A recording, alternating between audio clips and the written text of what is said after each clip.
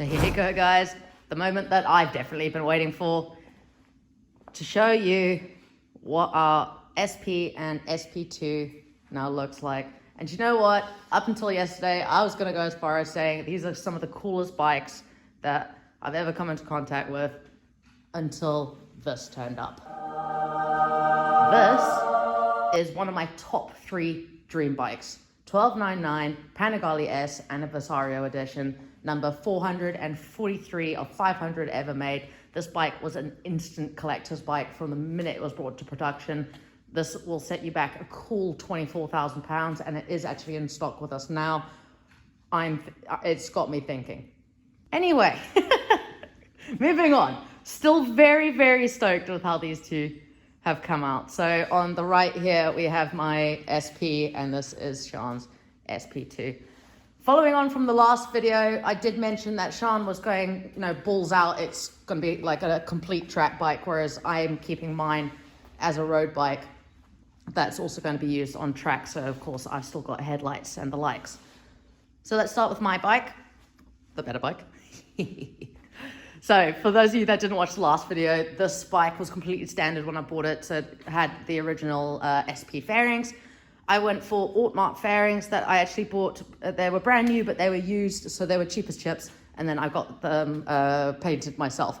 I went for a Subaru Obsidian Black with gold glitter. I love gold! Applied into the lacquer, and as you can see, it's got this really nice sort of like shimmery effect in the light, and it almost goes like a greeny color. But then outside, it actually looks pitch black, and we all know I love a black bike. So before I installed the fairings on, we had to tackle the carbon covers. In the last video, I fitted the swing arms, they were absolutely fine, actually really easy to do. The frame covers aren't, and that's primarily because there is a sort of ram air pipe that goes under, through the frame pretty much. That's a bit of a bitch to get out. So what Sean and I did, and Sean and I have very different ways of going about things, which I'll explain in a sec. I cut mine in 2 places and just got it to slot around the air vent. And then I've used double-sided tape up here, and then I've used silicone down there.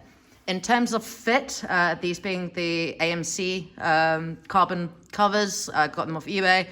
The fit's not incredible, but it'll do. I had to do some trimming, particularly around here, because I've got the RNG engine covers fitted on here. It didn't really want to fit in there nicely, so I had to sort of notch it out.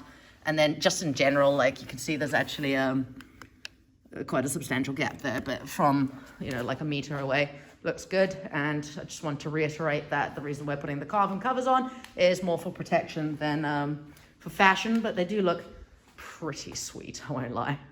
Where I say Sean and I took a different route with these is, as I said, double-sided tape and then silicone down here, because it was actually very difficult to get it to stick to double-sided tape down here. Mine's solid as a rock. His gets a bit of a flap on there. But Sean is king of doing things quick.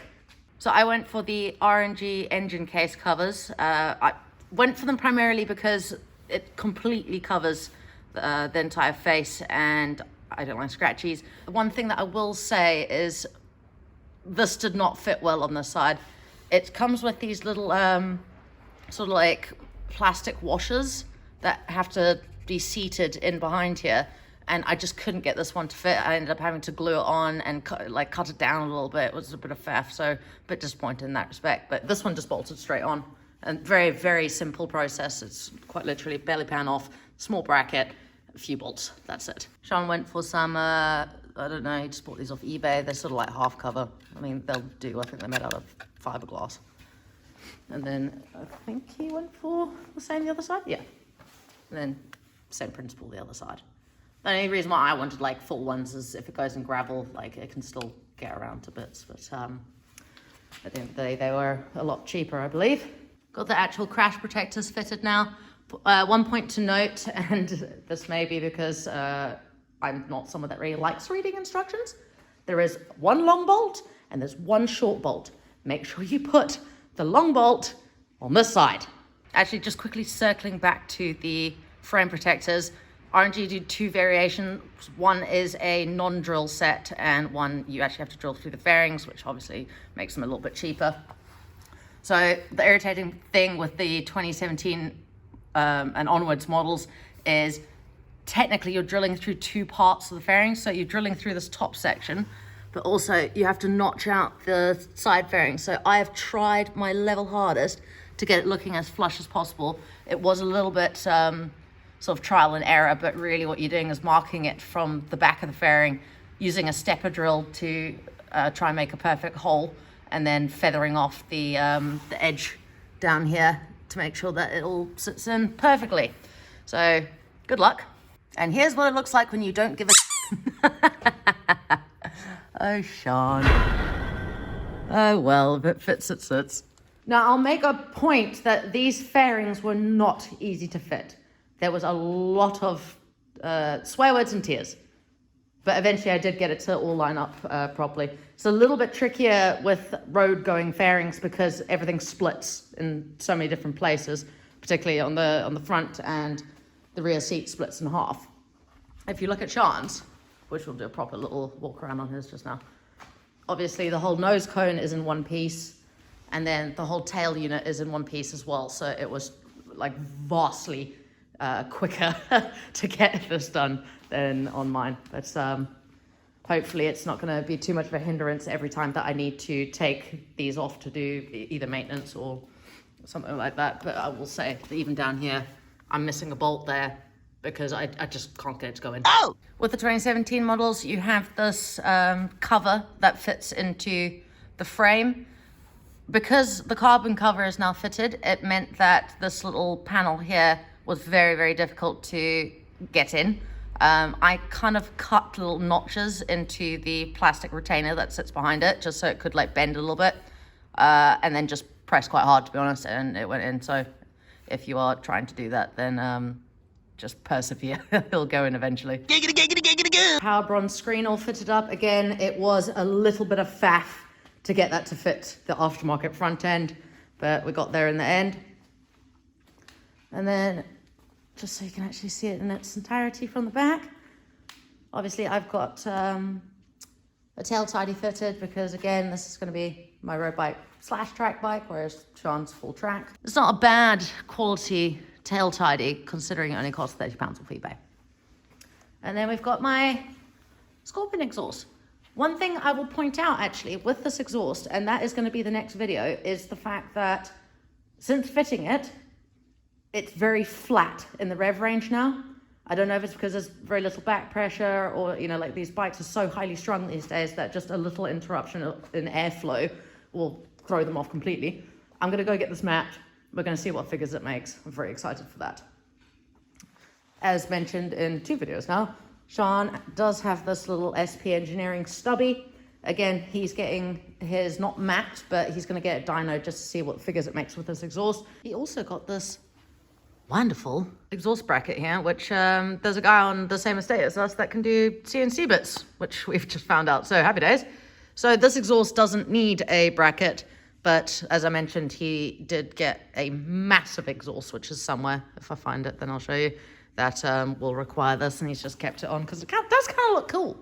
But do you think that would look better in black? We're undecided at the moment. So my bike isn't completely finished. I still want to do levers and little bits and bobs like that, and then obviously, yes, get it remapped. But how it sits right now, I am so in love with this. I think it is such a good looking bike. I haven't had the most chance to ride it yet because the weather has just been so jank, but everywhere that I've stopped, it really does turn heads. Oh yeah, I got my stock grip pads, the greatest grip pads, fitted up. These didn't want to stick on very well on mine, which sucks, but every now and again I'm just pressing them down. I don't think it looks particularly bad because sometimes it can be a bit of an eyesore. But for the most part, they really do help you with gripping to the tank, so highly necessary. So necessary. And then that's my little tank protector fitted on there. So everything color coordinated, everything beautiful. I may not be the fastest rider, but I am sure as hell going to have the prettiest bike in the pits. Right, let's completely move on to the SP2 now because this bike does have a few more bits on it than I've fitted to mine. We can clearly tell who Moneybags is. So Sean has, in addition, changed his levers. He originally went for the EvoTech levers, but the quality of those levers really was not good. And the feel was just so off. So he ended up sending those back. And he went for the Renthal Intelli levers, which I'm not gonna lie, those are sweet. Really nice feel to them as well. And then he's adamant that all these bikes need brake, bar and whatevers. Stop people hooking you up. He also went for these Pro Grip grips, which are all ribbed and feel strange comparably with nice, smooth, standard ones. I'm probably just gonna leave mine standard, to be honest. He's got his little mount. We're a little bit concerned that mount's gonna sit quite high, but we'll see. I really don't like this tank protector. I think you'll agree with me. That looks like it should be on like a 90s Honda. He's also done with the stock grip pads, but he's fitted them pretty damn sideways, I won't lie. But again, more for function, not for fashion. I was gonna do a complete fairing comparison video, but I can settle this really quickly. Monster fairings are better quality than the ones that I had. There you go, I've said it. All right, we've got on the front here, we've got the Light Tech wing mirror covers. I will get those for track. Not gonna run around with wing mirrors on. Just looking at it from the front, doesn't his look really evil and mine just looks like some sort of like happy golden retriever? I don't know, I think it's majority because of the wing mirrors, it just looks like giant ears. But yeah, his looks mean as And then he's gone for headlight stickers on the front. Although I'm not entirely sure if they weren't meant to be further apart, so it makes it look a little bit cross-eyed. We actually got these little badges custom made, and the guy is now distributing them on eBay, so I'll throw a link up if you want particularly the black and gold ones. So with the Monster fairings, you get to customize whatever paint job you want, so this is what Sean's gone for. He's repping DSI Performance Cars, which is the company that we are both part of. I'm not such a sticker fan, so mine is just saying Blick. But the Monster fairings actually come with full bolt kits and everything. I've used Pro bolts all around mine, which I forgot to mention. Silly. So they are more domed, whereas the ones that come kitted with us, they've got a sort of like sharpness to them. Right, we're gonna move on to something that I have been actually quite excited to do, which is an exhaust comparison, because I haven't fired these up next to each other, so it'll be really interesting to see which one's louder and what sort of tonal differences there are. So I'm gonna pass the camera over to James. We're gonna fire up these bad boys. Right, fire her up. This is a warm start.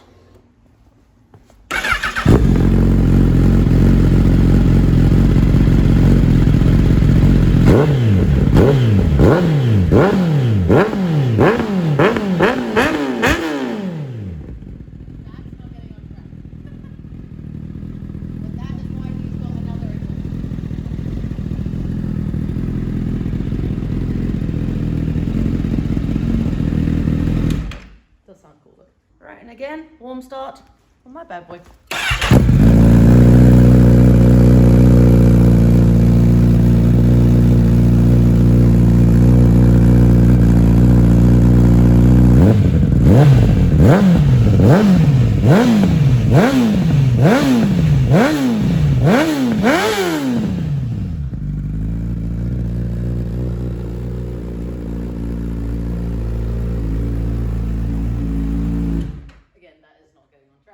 We did go for different screens. Sean went for whatever this company is called. I've never actually heard of them.